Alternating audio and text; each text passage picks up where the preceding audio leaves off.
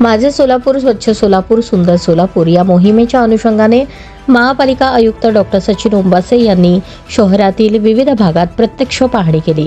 यावेळी अतिरिक्त आयुक्त रवी पवार, उपायुक्त तैमूर मुलानी, सहाय्यक आयुक्त शशिकांत भोसले, सह-आयुक्त मनीषा मगर, अंतर्गत लेखा परीक्षक राहुल कुलकर्णी, विभागीय अधिकारी उपस्थित होते।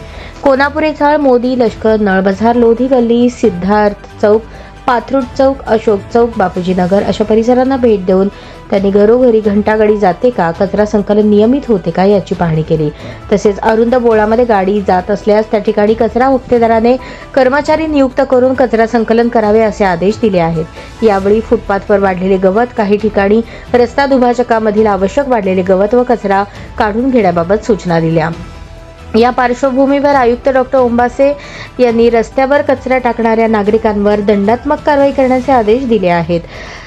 तसेच ज्या ठिकाणी घंटागाडी असूनही कचरा टाकला जातो तिथे संबंधित आरोग्य निरीक्षक व सफाई कर्मचाऱ्यांवर कारवाई करण्याचेही निर्देश दिले।